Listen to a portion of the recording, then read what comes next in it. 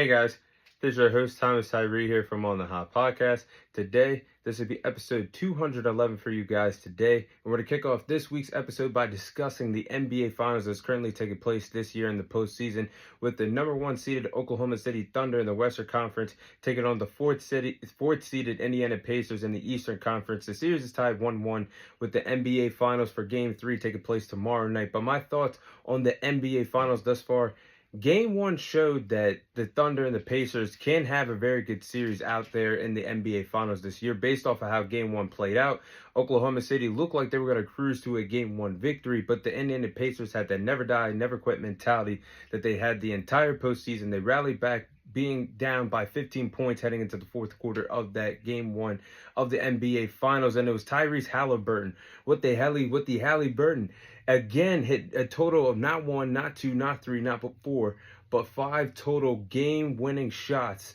in clutch situations for the Indiana Pacers this postseason.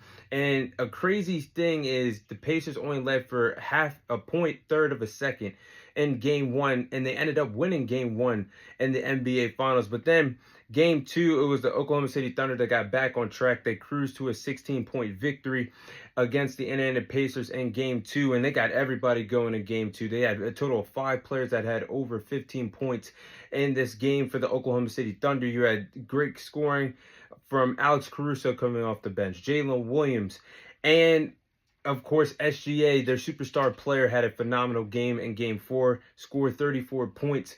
The reason why I am leaning more towards the Oklahoma City Thunder, and the reason why they were my pick originally to defeat the Indiana Pacers in the NBA Finals, is my trust in SGA being the more significant player when you need him in crunch time situation, not just for one quarter, which I'll get into in a few moments, but you need a superstar caliber player to step up in any given moment to give your team a spark, the boost they need for all 4 quarters in the NBA Finals. And SGA has been the more effective player than Tyrese Halliburton in the NBA Finals so far. And that's what this series is coming down to. It's coming down to superstar play, and it's coming down to defensive play. Because if the Pacers buckle down and play better defensively, it could be 2-0 in favor of Indiana. Or Tyrese Halliburton stepped up more than just the fourth quarter, the Pacers could be up 2-0 in this series, but it's SGA that's stepping up time in, time out for the Oklahoma City Thunder. It's them getting the where I said last week, the POT, points off for turnovers. They're playing effectively on the defensive side of the ball.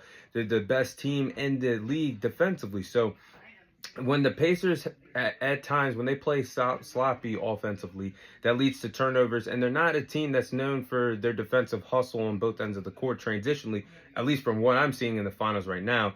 And it just seems like once you beat them offensively and they turn over the ball, they have sloppy possessions offensively, they don't have an identity to really get back into the ball game unless they're going with the mentality of never quitting and never dying and fighting for 4 quarters. But that can't bail you out of every single postseason game. So something that these are the things I think that both teams could use for adjustment wise if they want to win the NBA Finals, because both teams need 3 more wins to call themselves NBA champions and bring their respective franchises their first NBA title and their respective franchise history. So starting off with the Indiana Pacers, I think the Pacers got to play better defensively. I think what's going on right now with the Pacers is when they if they could put some pressure on Oklahoma City Thunder defensively on both ends of the court and be a great transition team on both ends of the court, it just seems like they've been out hustled by OKC throughout the series thus far, which is alarming. And I didn't see that when the Pacers played against the New York Knicks in the Eastern Conference Finals. Only scoring 2 to 9 fast break points in Game 2 is truly unacceptable. And you have to create better ways to set up traps, and if you have to, double team SGA or send different looks and create some turnovers, because you got to get a spark, not from just your best players, but you got to send a message on the defensive side of the ball that you can play two ways against an electrifying Oklahoma City Thunder team.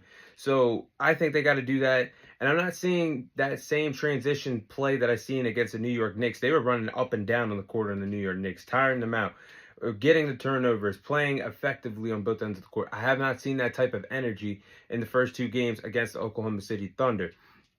Next, I need to see more consistency from Tyrese Halliburton, because Tyrese Halliburton, he is a superstar player. You got to labelize him as a superstar player at this point. But you can't shy away from the big moments of your Tyrese Halliburton because you only scored 5 points in the first 3 quarters of game 2. Why are you only scoring 5 points when you're down big? And basically, the Oklahoma City Thunder had the game wrapped up by halftime. But they could have had a big second half run if Tyrese Halliburton decided to get going offensively. And I know he doesn't have to shoot the ball all the time for this Indiana Pacers team because they're well rounded and they have a lot of great rotation pieces. And he's like that playmaking guard that likes to get his teammates involved and can score. But this is the finals, and if you're going to match fire with OKC and what they got over there in SGA, you're going to have to take over in ball games more than just the first 3 quarters. The fourth quarter is nice because, again, that goes to my point. In game 2, he scored 12 points, shooting 5 for 6 from the field in the fourth quarter. But where was that type of play throughout the first 3 quarters? That only leads to a total of 17 points in game 2. Then the same thing can be said about game 1. He wasn't effective until the fourth quarter down the stretch of the game where he hit that clutch game-winning shot. So it seems to me that Tyrese Halliburton, if we really put 2 and 2 together, he's only effective in the final quarter of the NBA Finals, which you need to be effective through first quarter, second quarter, third quarter, and fourth quarter. You should be tiring out these Oklahoma City Thunder defenders. You should have them feeling a little fatigued, and then that's when you can take over the ball game. But I think Tyrese Halliburton definitely has to be more effective in the fourth quarter. And I have to say, defensively, from what I've seen, the Oklahoma City Thunder is doing well defensively on Tyrese Halliburton, just like they did defensively well against Anthony Edwards in the Western Conference Finals. So those are things I think the Indiana Pacers need to make adjustments-wise if they want to win 3 more games to become NBA champions this year. And then when you look at Oklahoma City, I think they should continue their great ball movement.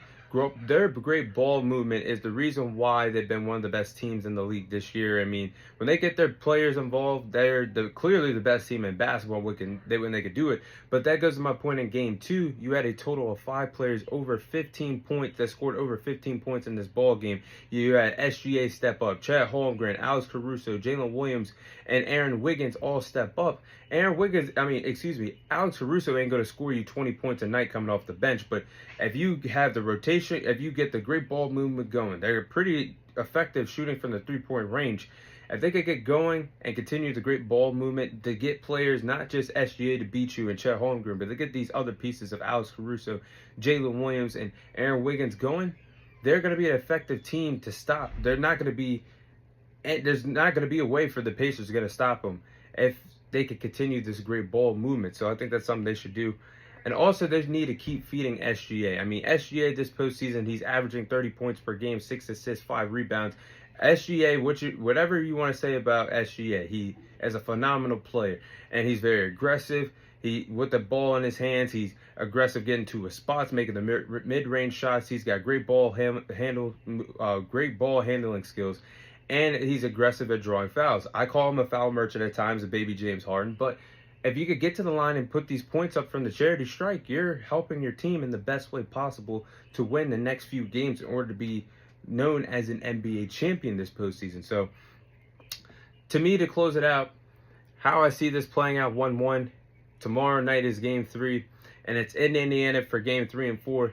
The Pacers need to steal at least one of these home games in Indiana, because if they don't, I feel like they could be in trouble, and this series could be over if they don't steal one, or they end up losing Game 3 and 4 at home. I mean, they are 5-2 this postseason in Indiana, and all the ESPN stat that I seen the other day, all-time stat with home teams that split the first 2 games in the finals have won this series 69% of the time.